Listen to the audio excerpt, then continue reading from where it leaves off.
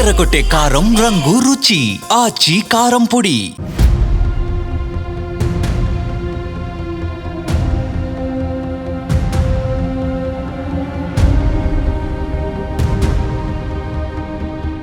ఈ మద్యం తిరుమలలోకి వెళ్ళడం, మద్యం సీసాలో మద్యం తాగిన వ్యక్తులు గోపురం మీదకి ఎక్కడం,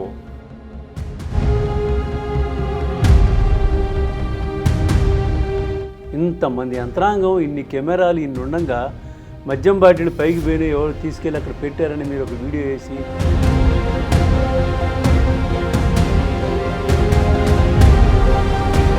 ఇలాంటి వివాదాలన్నీ సృష్టించేవా, లేదు ఎవరో గుర్తు తెలియని వ్యక్తులు ఆగంతకులు చేసేవా?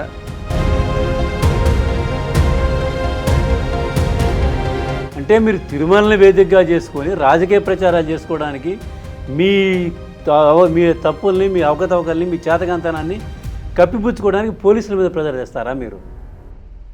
ఈ మద్యం పైకి వెళ్ళడం అనేది మీకు తెలిసి యాజ్ ఏ రిపోర్టర్గా మీరు అక్కడ పనిచేసినప్పుడు ఎట్లా జరుగుతుండేది సార్? దీనికి అజయ్ కల్లాం చూడాలి. ఆ రోజు ఆయన కోపము, ఆయన ఆవేశం, ఆయన ఇది. ఆ మరుసటి రోజు అప్పుడు హోంమంత్రి దేవేంద్ర గౌడ్ గారు దర్శనానికి వచ్చాడు. వాళ్ళకి చెప్పేశాడు ఆయన, ఇలా జరిగింది, నాకు అధికారం వద్దు. నమస్తే, తెలుగు న్యూస్కి స్వాగతం. గత 2-3 రోజులుగా అనేక విషయాలతో పాటు తిరుమల తిరుపతి దేవస్థానం వరుసగా వార్తల్లో నిలుస్తూ వస్తుంది. గతంలో వార్తల్లో నిలిచింది అవన్నీ వైసీపీ చేస్తున్న లేదా భూమన కరుణాకర్ రెడ్డి ప్రత్యేకంగా చేయిస్తున్న ప్రచారాలను కొట్టిపారేస్తూ వచ్చారు. కానీ ఇప్పుడు ప్రత్యేకంగా టీటీడీ బోర్డు తీసుకున్న నిర్ణయం, జంగా కృష్ణమూర్తికి అక్కడ అతిథి గృహం కట్టడానికి ఆయన ట్రస్ట్కి భూమి కేటాయించాలి అనేటువంటి నిర్ణయం, దాంతోపాటు తిరుమల కౌస్తుభం అతిథి గృహం దగ్గర మద్యం బాటిళ్ళు, ఖాళీ బాటిళ్ళు కనబడిన విషయం మీద వివాదం నడుస్తూ ఉంది. ఈ 2 విషయాల్లో ఒక రకంగా టీటీడీ నిన్న క్యాబినెట్లో అంశం మీద చర్చకు వస్తే ఆ జంగా కృష్ణమూర్తికి కేటాయించడం వెనక ఏం జరిగింది, పవన్ కళ్యాణ్కి ఎందుకు కేటాయించలేదు, అనగానికి ఎందుకు కేటాయించలేదు, జంగాకి మాత్రం కేటాయించడం వెనక ఏం జరిగింది అనేది ఇంటెలిజెన్స్ రిపోర్ట్ ఇస్తే టీటీడీ ఒక రకంగా నవ్వులపాలు అయినట్టే కనపడింది. నవ్వులపాలు అవడం ఏంటే అయినట్టే. అసలు ఎందుకు నిర్ణయం తీసుకోవాల్సి వచ్చింది, ఇప్పుడు ఎందుకు క్యాబినెట్ నిర్ణయం తర్వాత మళ్ళీ లేదు దీని మీద సమీక్ష జరగాల్సిందే అని చంద్రబాబు నాయుడు గారు అనటంతో జంగాకి కూడా బ్రేక్ పడే అవకాశాలే కనపడుతున్నాయి. దాంతోపాటు ఇప్పుడు మద్యం బాటిళ్ళ ఇష్యూ, ఆ మద్యం బాటిల్లో అరెస్ట్ చేశారు, రిలీజ్ చేశారు. ఎందుకు టీటీడీ ఈ పరిస్థితుల్లోకి వెళ్ళిపోతుందనేది ప్రశ్నే ఉంది. అయితే జరుగుతున్న ప్రచారం టీటీడీ బోర్డు, కొంతమంది తెలుగుదేశం పార్టీ నేతలు ఆరోపిస్తున్నట్టు కావాలని టీటీడీని వేదికగా చేసుకొని ప్రచారాలు చేస్తున్నారనే అనుమానాలు కూడా ఉన్నాయి.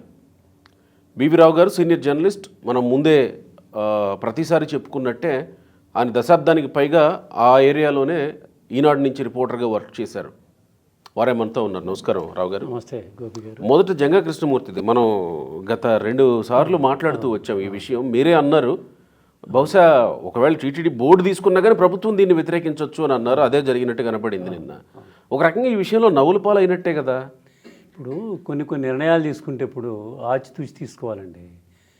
తిరుమలలో అతిథి గృహాల నిర్మాణానికి చంద్రబాబు నాయుడు మొదటి నుంచి వ్యతిరేకం, ప్రైవేట్ అతిథి గృహాల నిర్మాణానికి. అవును మీరు అంటే 20 సంవత్సరాల క్రితమే ఆయన నిర్ణయం తీసుకున్నాడు. మళ్ళీ టీటీడీలో ఈ చర్చకు వచ్చినాయి మొన్న బోర్డు. అంటే రెవెన్యూ మినిస్టరు అనగాన సత్యప్రసాద్, ఈ పంచాయతీరాజు మినిస్టరు పవన్ కళ్యాణ్ గారు ఇద్దరు కూడా తమ డిపార్ట్మెంట్గా నిర్మించుకుంటామని ఒక దరఖాస్తు పెట్టారు. అయితే ఒక డిపార్ట్మెంట్కి ఇస్తే మరి అందరికీ ఇవ్వాల్సి వస్తుందని ఆ 2 అప్లికేషన్లు తిరస్కరించారు. మరి జంగా కృష్ణమూర్తికి కూడా ఆ పద్ధతి అనుసరించాలి కదా, అదే సూత్రం అనుసరించాలి కదా. ట్రస్ట్ అన్నారు. ట్రస్ట్ అయినా ఏదైనా ఒకళ్ళకి ఇవ్వడం మొదలు పెడితే ఇంకో ట్రస్ట్ వస్తుంది. ఇప్పుడు వాళ్ళు కూడా వ్యక్తిగతం కాదు కదా, వాళ్ళు కూడా ప్రభుత్వ తరఫున మీకు అతిథి గృహం నిర్మించుకుంటామని అడిగారు వాళ్ళు డిపార్ట్మెంట్ తరఫున. అట్లయితే లేదండి ఇవ్వకూడదు, ఇవ్వలేమని చెప్పారు. మరి జంగా కృష్ణమూర్తి కూడా అదే మాట చెప్పాలి కదా. మీరు నిర్ణయం తీసుకునేటప్పుడు అదే దీనికి అప్లై అవుద్ది అనేటువంటి చిన్న సూత్రాన్ని కూడా మర్చిపోయి మీరు ఆమోదం తెలిపారు. ప్రభుత్వం ఏం చెప్పింది? తిరస్కరించింది కదా. దీని వెనుక అతిపెద్ద రియల్ ఎస్టేట్ సంస్థ ఒకళ్ళు, ఆ సంస్థ ఓనర్ ఉన్నారు అనేది ఇంటెలిజెన్స్ చెప్తుంది. ఎప్పుడైతే ఇవన్నీ పరిశీలించకుండానే ఇచ్చేస్తారు. ఇప్పుడు వీళ్ళు అంత ఎన్నికకి వెళ్ళరు, ఏదో ఇచ్చేసాము అయిపోతే అయిద్ది అన్నట్టు ఇచ్చేసారు టీటీడీ బోర్డు. అయితే ఇది వివాదం అయింది, మీడియాలో వచ్చింది, చర్చనీయాంశమైంది. దీని ప్రభుత్వం అసలు ఏమిటి అనేది దాని మీద దీని వెనక ఇప్పుడు ఈవో కూడా ఏది పడితే అది నిర్ణయాలు తీసుకునేటువంటి తత్వం కాదు ఈవోది. ఈవో కొంచెం జాగ్రత్తగా, సింగాలు కొంచెం జాగ్రత్తగా ఉంటారు ఆయన కూడా. అంటే నేను అనుకోవడం అసలు దీని వెనక ఏమిటి, రేపు చంద్రబాబు నాయుడు గారు ముఖ్యమంత్రి అడిగితే చెప్పాలి కదా సమాధానం. మీరు ఎందుకు ఇచ్చారు, దీని వెనక ఎవరున్నారు ఏమిటి, ఎప్పుడో కాంగ్రెస్ వైసీపీ ప్రభుత్వం నుంచి తిరస్కరిస్తుంటే మీరు వాళ్ళు ఎందుకు ఇచ్చారంటే సమాధానం చెప్పుకోవాలి కదా. అందుకని నేను కూడా సింగాల్ దానికి విచారణకి పురమాయించుంటారు, ఏది అఫీషియల్ కాకపోయినా అన్అఫీషియల్గా అసలు ఎవరు ఈ ట్రస్ట్ ఏంటి, వ్యవహారం ఏంటి, ఎందుకు ఈయనంత పట్టుబడుతుంది అనేది వ్యవహరించుంటారు. దాని పూర్తి నివేదిక ఆయన ముఖ్యమంత్రి గారి ముందు పెట్టేశారు, అంటే అందజేశారు సీఎంఓకి. దాన్ని బేస్ చేసుకొని సీఎం గారు ఏం చెప్పారు, ఇటువంటి ఆస్కారం లేదు, మీరు ఇటువంటి ఆమోదించమాకండి, తిరస్కరించండి, తీసేయండి అని చెప్పేశారు. అంటే ఒక రకంగా టీటీడీ నవ్వుల పాలైంది కదా. టీటీడీ బోర్డు అంటే టీటీడీ బోర్డు అంటే టీటీడీ పాలక మండలి, టీటీడీ అంటే మళ్ళీ ఇక్కడ మళ్ళీ మనోభావాలు ఉంటాయి. మళ్ళీ అదే పాలక మండలి తీసుకున్న నిర్ణయం మన నవ్వుల పాలైంది కదా. ఆ జాగ్రత్త మీరు ముందే తీసుకొని ఆ సభ్యుడికి కాదండి ఇవ్వటం లేదు, మీకు ఇబ్బందిగా ఉంది, ప్రభుత్వం తరఫున 2 మంత్రులు అడిగితే మనం లేదన్నాం, మీకు ఇస్తే వివాదం అవుతుంది, ఇది న్యాయ సమస్యలు వస్తాయి, ఇవన్నీ వస్తాయని చెప్పి సర్ది చెప్పుకోవాలి. అది ముఖ్యమంత్రి వారికి పోవడం, క్యాబినెట్కి పోవడం, క్యాబినెట్లో సీఎం సీరియస్ అవ్వడం, ఇవన్నీ లేనిపోయిన తల చుట్టుకోవడమే కదా. అంటే సో ఇప్పుడు ఇక ఆగిపోయినట్టేగా. జంగాకి కూడా ముఖ్యమంత్రి గారు ఒకసారి వద్దిన తర్వాత మళ్ళీ ముఖ్యమంత్రి దగ్గరికి ఆ ఫైల్ తీసుకుపోయే ధైర్యం ఎవరికి ఉంటుంది. పైగా టీటీడీ విషయంలో చంద్రబాబు నాయుడు గారు కానివ్వండి, గతంలో ఎన్టీ రామారావు గారు కానివ్వండి, చాలా నిబద్ధతగా నిక్కచ్చిగా వ్యవహరిస్తేటువంటి సందర్భాలు ఉన్నాయి మనకి. ఎక్కడైనా టీటీడీ విషయంలో చంద్రబాబు నాయుడు గారు ఇది చేయరు, అలసత్వం కానీ లేకపోతే ఇంకోటి రూల్ తప్పించి పనిచేయడం కానీ ఇటువంటి చేయరు. ఆయన చాలా ఇదిగా ఉంటారు. ఎప్పటి నుంచో టీటీడీ గురించి మీకు తెలుసు, చంద్రబాబు నాయుడు దగ్గర, ఎన్టీఆర్ దగ్గర నుంచి మీకు టీటీడీ జరుగుతున్న వ్యవహారాలు బాగా అవగతం అయ్యే ఉంటున్నాయి. అయితే ఈ మద్యం తిరుమలలోకి వెళ్ళడం, మద్యం సీసాలో మద్యం తాగిన వ్యక్తులు గోపురం మీదకి ఎక్కడం, ఇలాంటి వివాదాలన్నీ సృష్టించేవా, లేదు ఎవరో గుర్తు తెలియని వ్యక్తులు ఆగంతకులు చేసేవా, లేకపోతే భద్రతా వైఫల్యాల వలన అక్కడ సరైన నిఘా వైఫల్యం వలన జరుగుతున్నవి అనుకోవాలా? అది పూర్తిగా టీటీడీ వైఫల్యం అనే చెప్పాలండి, మనం భద్రతా వైఫల్యం అనే చెప్పాలి. ఒక తిరుమలలో ఒక గోవిందరాజ స్వామి గుడిలో సెక్యూరిటీ ఉంటుంది, ఎప్పుడు 24 గంటలు సెక్యూరిటీ ఉంటుంది, పటిష్టమైన భద్రత ఉంటుంది. ఆ భద్రత నడుమ ఒక వ్యక్తి గోపురం పైకి ఎక్కడం అంటే అది వైఫల్యం అనేది చెప్పుకోవాలి. మద్యం తాగినా తాగకపోయినా ఒక వ్యక్తి గోపురం పైకి, అదేదో 4 అడుగులు 3 అడుగుల గోపురం ఎక్కితే అది సడన్గా ఎక్కాడే చూడలేదు అనుకోవడానికి కాదు కదా. ఒక వ్యక్తి అంత పైకి సరపు 60-70 అడుగుల పైన ఉంటుంది అది గోపురం. ఆ గోపురం పైకి ఒక తాగి ఉన్న వ్యక్తి పైకి ఎక్కడం అంటే అది టీటీడీ విజిలెన్స్ కానీ ఎక్కడ ఉన్న సెక్యూరిటీ వైఫల్యమే కదా. అదొకటి. తిరుమలలో మద్యం బాటిల్ దొరికినాయి అంటే టీటీడీ సిగ్గుపడాలి, పాలక మండలి సిగ్గుపడాలి, అధికారులు సిగ్గుపడాలి. దాన్ని తగుదనమ్మా అంటూ ఎదుటి పార్టీ వాడికి తగిలిచ్చి ఏదో కత్తిరించి వీడియోలు తీసుకొచ్చి పెట్టి ఏదో కప్పిపుచ్చుకునే ప్రయత్నాలు చేస్తే శాస్త్రీయంగా నిలవదు. అది కత్తిరించి అని ఎట్లా అంటున్నారు, ఎందుకు చెప్తానంటే నేను అక్కడ 3200 దాదాపు 3500 కెమెరాలు ఉన్నాయండి, సీసీ కెమెరాలు తిరుమలలో. ఓకే, పటిష్టమైనటువంటి సెక్యూరిటీ ఉంది, భద్రత ఉంది. కింద అలిపిరిలో ఎస్పీఎఫ్ సిబ్బంది ఉంటుంది, షిఫ్ట్కి 30 నుంచి 40 మంది సిబ్బంది తనిఖీలు చేస్తారు. ఒక సామాన్య భక్తుడు ఏదైనా మూట కట్టుకుని పోతే దాని అంతా తీసి చిందరవందరేస్తారు. తిరుమలకి వెళ్ళేవాళ్ళు పవిత్రంగా వెళ్తారు, చాలా సాంప్రదాయంగా వెళ్తారు, సెంటిమెంట్తో వెళ్తారు. వాళ్ళు కొన్ని పట్టు వస్త్రాలు వేసుకుంటారండి కళ్యాణానికి వెళ్ళేవాళ్ళు, వాళ్ళు ఎక్కడ బట్టలు వేసుకోరు. అవి వాళ్ళకి ఇచ్చినప్పుడు కాటేజీలో స్నానం చేసి నేరుగా బట్టలు వేసుకొని చెప్పులు లేకుండా గుళ్ళో పోయి ఆ కళ్యాణం చేసుకుని దర్శనం చేసుకుని వస్తారు. అంత పవిత్రంగా వేసుకుంటారు బట్టల్ని. ఆ బట్టలను కూడా మీరు కెలికి చీసి కింద పడేసి చిందరవందర వేస్తుంటారు ఇక్కడ. అంటే దాంట్లో ఏం దాచారని, సిగరెట్లు దాచారా, బీడీలు దాచారా, మందు దాచారా, ఏమైనా మాదక ద్రవ్యాలు దాచారా, నిన్ను చేస్తారు. మీరు తిరుమలలోకి మద్యం బాటిల్ పోయింది, మీరు ఎందుకు కనుక్కోలేకపోయారు? అధునాతనమైనటువంటి స్కానర్లు ఉన్నాయి. అవును కదా. ఒక పెద్ద కమాండ్ కంట్రోల్ రూమ్ ఉంది తిరుమలలో. ఏది ఒక రాష్ట్ర ప్రభుత్వానికి లేనటువంటి ఈ వ్యవస్థ ఉంది అక్కడ. ఇప్పుడు మనం చెప్తున్నాం హైటెక్ వ్యవహారం అని. పలానా గ్రామంలో లైట్ వెలగట్లేదు, నేను మానిటర్ చేస్తున్నా అంటాడు ముఖ్యమంత్రి గారు. అవును, డాష్ బోర్డ్ నుంచి నేను మానిటర్ చేస్తున్నా అంటాడు ముఖ్యమంత్రి గారు. డాష్ బోర్డులకి, కమాండ్ కంట్రోల్కి ప్రసిద్ధి ఆయన. అంతకంటే నైపుణ్యమైనటువంటి అధునాతనమైనటువంటి యంత్రాంగం, మెటీరియల్, పరికరాలు తిరుమలలో ఉంటాయి. తిరుమలకి పెద్ద పెద్ద కంపెనీల వాళ్ళు దేవుడికి తీసుకొచ్చి ముందు సమర్పిస్తారు వాటిని. అంటే వాళ్ళ సెంటిమెంట్ దేవుడికి ఇవ్వాలి, మనం చేసినటువంటి ఉత్పత్తిని ముందు దేవుడికి ఇస్తే మనకు కలిసి వస్తున్నటువంటి సెంటిమెంట్ తోటి కోట్ల రూపాయలు విలువ చేసేటువంటి పరికరాలను ఇస్తారు. వాటిని వినియోగించడానికి, శిక్షణ ఇవ్వడానికి జాతీయ స్థాయిలో శిక్షణ ఇస్తారు. ఇన్ని ఉంటాయి. 3 పోలీస్ స్టేషన్లు ఉన్నాయి. ఒక డిఎస్పీ ఉంటాడు, ఒక అడిషనల్ ఎస్పీ ఉంటాడు, ఏది పోలీస్ పరంగా. ఇది కాకుండా సెక్యూరిటీ పరంగా ఒక ఎస్పీ ఉంటాడు, సివిఎస్ఓ, ఏవిఎస్ఓ ఉంటాడు, అడిషనల్ విజువల్ ఉంటారు. ఇంతమంది యంత్రాంగం, ఇన్ని కెమెరాలు, ఇన్ని ఉండగా మద్యం బాటిల్ పైకి పోయిన ఎవరు తీసుకెళ్ళి అక్కడ పెట్టారని మీరు ఒక వీడియో వేసి, అది ఎప్పుడు 4వ తారీఖు నాడు అక్కడ ఉన్నటువంటి ఒక పార్టీ కార్యకర్త, వైసీపీ కార్యకర్త దాన్ని వీడియో తీసి సోషల్ మీడియాలో పెట్టాడు. పెట్టిన తర్వాత మీరు అతనే పెట్టాడని చెప్పేసి మీరు ఇవాళ చెప్తున్నారు. అతను పెడుతున్న వీడియోలు చూపించాలిగా మీరు. ఇప్పుడు క్లోజప్లో ఉన్న వీడియోలు వదిలేసి లాంగ్ షాట్లో ఉన్న వీడియోలు చూపిస్తున్నారని వాళ్ళు చేస్తున్న ఆరోపణ. దాన్ని నిరూపించండి మీరు. అది అయిపోయింది. ఇది వచ్చిన తర్వాత తనిఖీలు మొదలుపెట్టారు. ఏదో దొంగల పడ్డ 6 నెలల కుక్కలు మొరిగినాయి అంటే మన సామెత ఉంటుందే, అట్లా ఈ వీడియో వెలుగులోకి వచ్చి సోషల్ మీడియాలో వచ్చి ఇది సమస్య, వివాదం నడుస్తున్న నేపథ్యంలో వాళ్ళ మీద కేసు పెట్టారండి. ఏం కేసు పెట్టారు మీరు? ఏం సెక్షన్ పెట్టారు? రాజద్రోహమా? రాజద్రోహం ఎట్లా అవుతుంది అది? అంటే కేసులు నిలవాలనే పెడుతున్నారా మీరు, లేకపోతే కేసుల కోసం కేసులు పెడుతున్నారా?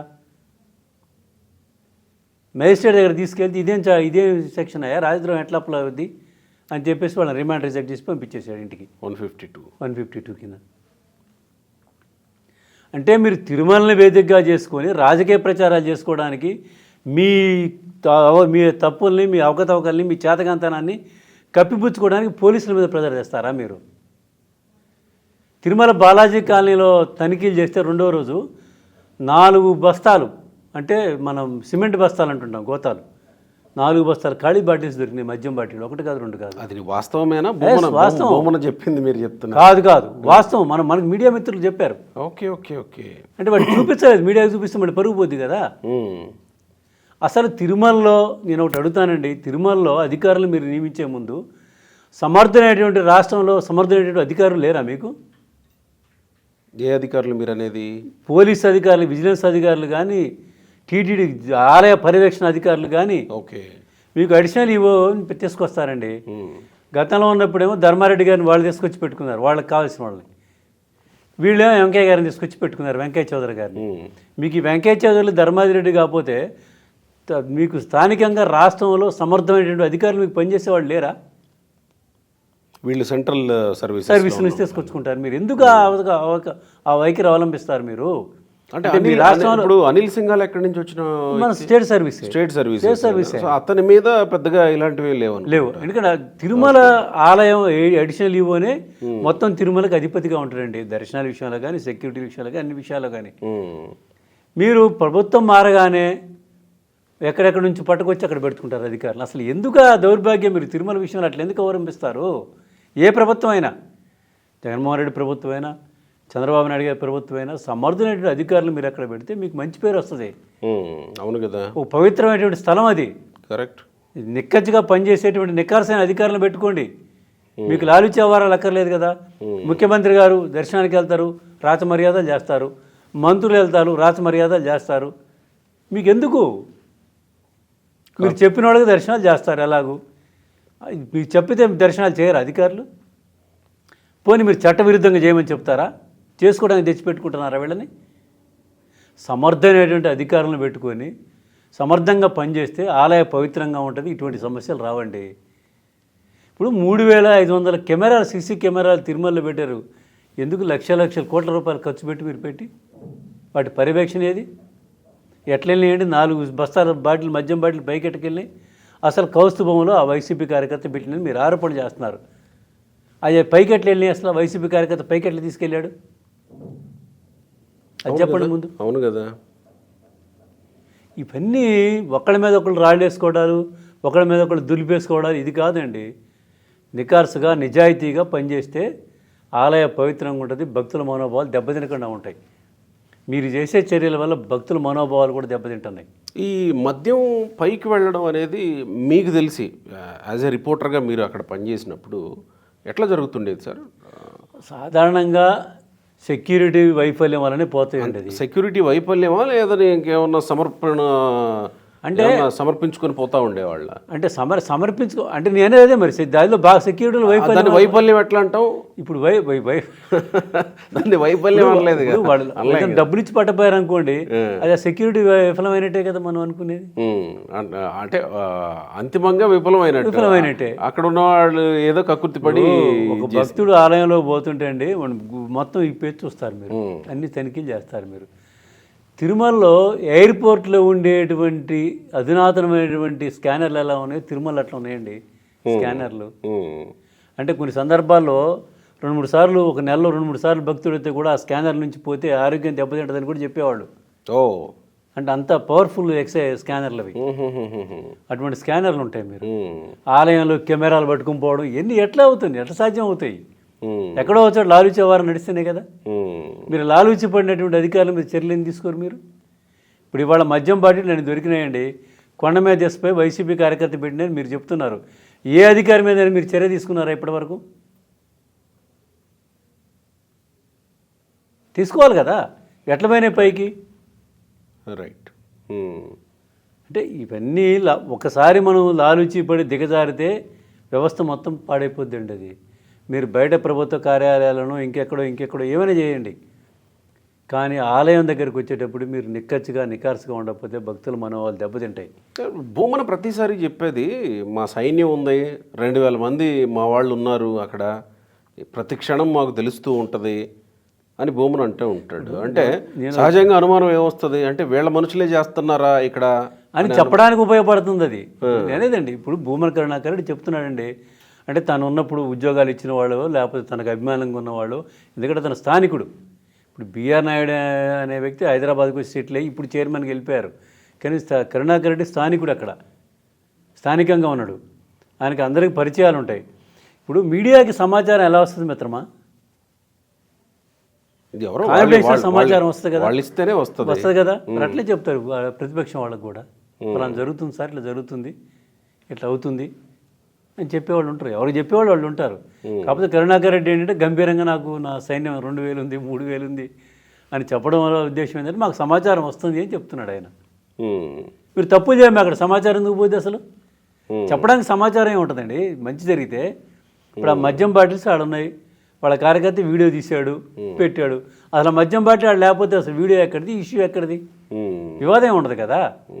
సో ఇంత పెద్ద వ్యవస్థలో ఇలాంటివి జరగకుండా చూసుకోవడం, ఇలాంటివి జరగకుండా నిర్దిష్టమైనటువంటి చర్యలు, నిర్దిష్టమైనటువంటి నిఘా ఉండాలంటే చేయాలని చిత్తశుద్ధిగా అనుకుంటే చేయొచ్చు. ఇప్పుడు ఒకటేనండి, ప్రతిదానికి భద్రతా అంశాలు, భద్రతా కారణాలు ఉంటాయి.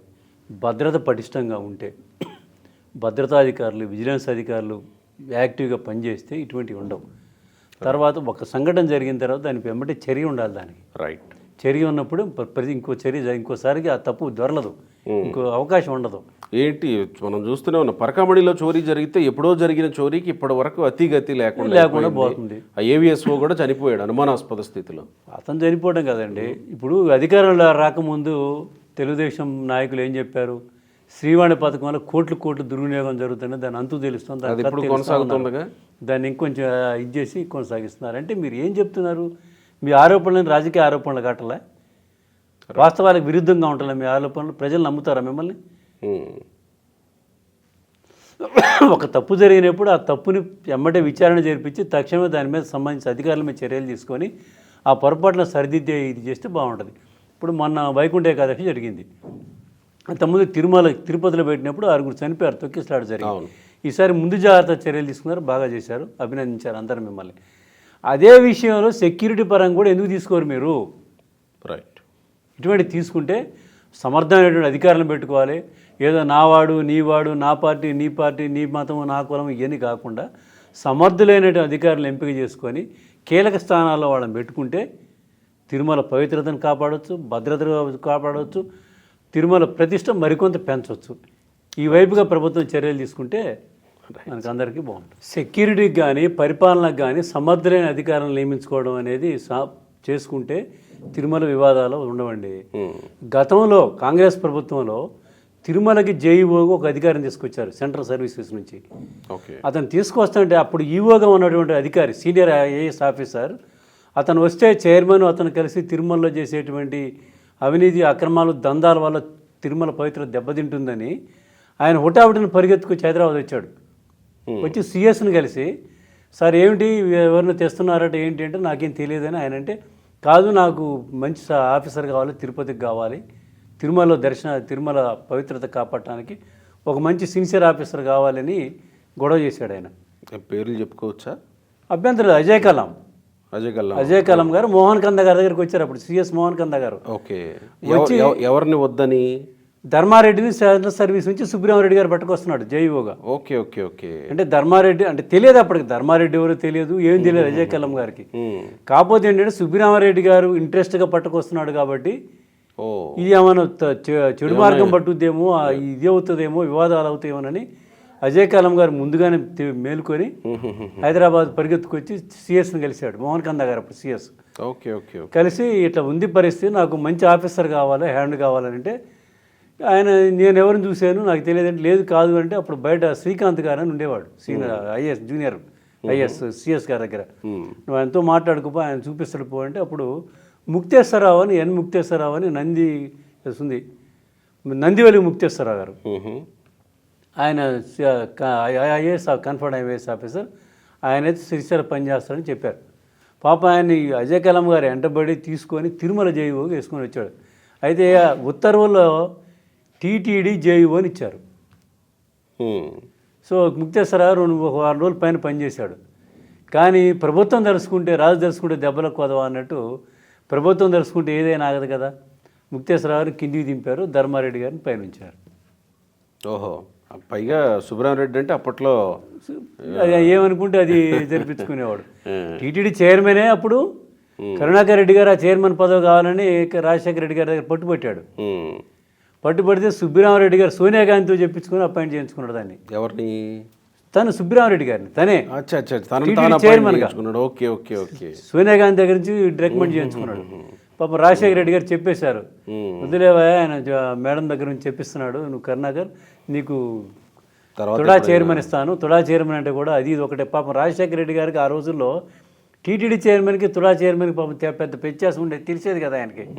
అంటే ఆయనకి ఏంటి టీటీడీ అనేది ఉండేది పాపం. అందుకని ఏదైనా ఒకటే లేవా అది చైర్మన్ ఇది చైర్మన్ లేనాడు కరుణాకర్ రెడ్డిని.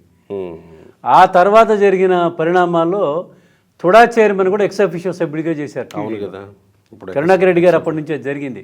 ఓహోహోహో, కరుణాకర్ రెడ్డి కోసం చేశాడా? కరుణాకర్ రెడ్డి గారి కోసం ఆ జీవో చేశారు. Okay okay okay, ex officio సభ్యులుగా చేశారు ఏది టీటీడీలో బోర్డులో. అప్పటి నుంచి అది కొనసాగుతూ ఉంది. మీరు ఆ మధ్యకాలంలో ఇంకొకటి ప్రస్తావించారు, చంద్రబాబు నాయుడు గారి అలిపిరి దాడి జరిగిన తర్వాత. అది అంటే అజయ్ కలాం గారు టీటీడీ ఈవోగా ఉన్నంతకాలం నేను ఆయన దగ్గర అక్కడ పనిచేశాను. అప్పుడు నేను అక్కడ స్థానికంగా ఉండేవాడిని నేను. ఓకే, ఆయన నిర్ణయాలు తీసుకుంటే అది చాలా కఠినంగా వ్యవహరించేవారు కూడా ఆయన. చంద్రబాబు నాయుడు గారి మీద అలిపిరిలో దాడి జరిగింది. దాడి జరిగిన తర్వాత వీళ్ళు పైకి వెళ్ళలేదు. చంద్రబాబు నాయుడు గారు పైకి వెళ్ళి దర్శనం చేయాలి, ఇంకెక్కడ దాడి జరిగింది కదా, హాస్పిటల్కి వెళ్ళిపోయారు. వారు శ్రీమతి భువనేశ్వర్ కూడా ఆ రోజు దర్శనం చేసుకోవాలి, ఏడావుళ్ళు వచ్చేసారు కిందికి. వచ్చేసిన తర్వాత ఆమె ఎందుకో నేను పొద్దున్న సుప్రభాతం వెళ్ళాలి, స్వామివారికి దర్శనం చేసుకొని రావాలి, నాకు ఏర్పాట్లు చేయండి అని చెప్పేసి ఈవోకి చెప్పారు.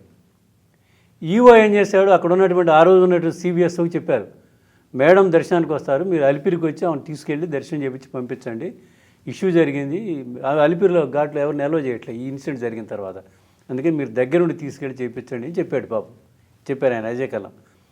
ఆ సిబిఎస్ఓ ఏం చేశాడు, అలిపిరికి రాలా, మాధ్వారం దగ్గర నిలబడ్డాడు, పైన వైకుంఠం 17 దగ్గర నిలబడి ఆమెను తీసుకెళ్ళి దర్శనం చేయించి పంపించేశాడు. దీనికి అజయ్ కలాం చూడాలి ఆ రోజు ఆయన కోపం, ఆయన ఆవేశం, ఆయన ఇది.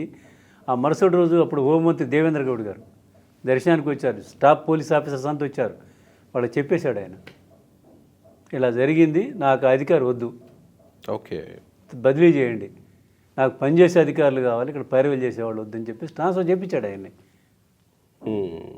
అంటే తిరుమలకు సంబంధించినంత వరకు అంత స్ట్రిక్ట్గా ఉండేవాడు. ఈ న్యాయమూర్తులు దర్శనాలకు వస్తారు. ఈ న్యాయమూర్తుల దర్శనాలకు వచ్చేప్పుడు అక్కడ ఉన్నటువంటి ప్రోటోకాల్ వాళ్ళు ఉంటారు, వాళ్ళు టీటీడీ అధికారులను అదిరించి బెదిరించి చేస్తుంటారు కొన్ని కొన్ని సందర్భాల్లో. ఆ విషయాలు కూడా అజయ్ కలాం గారు హైకోర్టు ఉన్నత చీఫ్ జస్టిస్కి నివేదించాడు. ఇట్లా జరుగుతుంది, ఇది మంచిది కాదు, ఓకే, మీకు చెడ్డ పేరు వస్తుంది అని చెప్పాడు. అంటే అంత స్ట్రిక్ట్గా, అంత నిజాయితీగా, అంత నికార్సుగా ఉంటేనే ఆ పవిత్రత అనేది ఉంటుందండి. ఇప్పుడు సింగాల్ గారు ఉన్నారు, గతంలో పనిచేశారు ఈవోగా, మళ్ళీ ఈవోగా వచ్చాడు. అంటే రెండోసారి ఈవోగా వచ్చాడు ఆయన. అంటే ఆయనలాగా పనిచేసే వాళ్ళు ఎవరు లేరు అనుకున్నారు. అంటే అదే, అంటే ఈ రాజకీయమైనటువంటి ఇప్పుడు మీరు బోర్డు సభ్యుల్ని మీకు ఇష్టం వచ్చేవాళ్ళని వేసుకుంటారు, మీ పార్టీ కోరుకుంటారేమో కదా టీటీడీలో. ఐఏఎస్ ఆఫీసర్లకి అదొక కోరిక అండి. ఐఏఎస్ ఆఫీసర్లకి, సీనియర్ ఐఏఎస్ ఆఫీసర్లకి ఆ అర్హత ఉన్నటువంటి ఈవోగా అర్హత ఉండేటువంటి అధికారులు అందరికి కూడా ఒక కోరిక, నాకు టీటీడీ ఈవోగా పోవాలనేది. మరి ఒక వర్గమనుభవంలో అధికారులకి అది జీవిత లక్ష్యంగా ఉంటుంది. ఒక్కసారి ఆ దేవుడి సన్నిధిలో పనిచేస్తే మనకి మోక్షం వస్తుందని, మనకి ఇంకేదో కలుగుతుందని, మన జీవితం ధన్యమైద్దని అలా అనుకునే వాళ్ళకి ఇస్తే వాళ్ళు ఇంకా పని చేస్తారు, పకడ్బందీగా చేయగలరు. గతంలో రమణాచారి గారు ఒక ఇప్పటికి ఉన్నారు సార్, తర్వాత కేవీ రమణాచారి గారు తెలంగాణ గవర్నమెంట్ పనిచేశారు. ఆయన ఇప్పుడు టీఆర్ఎస్ సలహాదారుగా ఉన్నారు. ఆయన కోరిక టీటీడీలో ఈవోగా పనిచేయాలని, రాజశేఖర రెడ్డి గారు ఆయన కోరిక నెరవేర్చాడు పాపం. అంటే ఆయనకి ఏం లేదు, అక్కడికి వస్తే దేవుడిని చూసుకుంటే సరిపోతుంది, మనకి ఇది కలుగుతుంది అనేటువంటి ఆశతో పనిచేసి భక్తితో ఉండే వాళ్ళకి భయం ఎక్కువ ఉంటుంది. ఆ భక్తి, ఆ శ్రద్ధ ఉన్నటువంటి అధికారులు వేస్తే పనిచేస్తారండి. అది కాకుండా ఏదో ఇంకో వెస్ట్రన్ టెస్ట్తో పనిచేసే వాళ్ళని అక్కడ వేస్తే దారి తప్పు వ్యవహారం. అందుకని ఇప్పటికైనా చంద్రబాబు నాయుడు గారు సెక్యూరిటీ విషయాల్లో ఆయన ఇన్ని మిషనరీ ఇంత చేస్తుంటే ఎక్విప్మెంట్ తెచ్చి పెడుతున్నారు, కొత్తది లేటెస్ట్ తెచ్చి పెడుతున్నారు, ఎందుకు తెచ్చి ఉపయోగించుకోకుండా? అందుకని ఇప్పటికైనా ప్రభుత్వం మేల్కొని అధికారులను సమర్థన చేసుకొని టీటీడీ పవిత్రతని, భద్రతని పరిరక్షించాలని కోరుకుందామా. Right sir, thank you.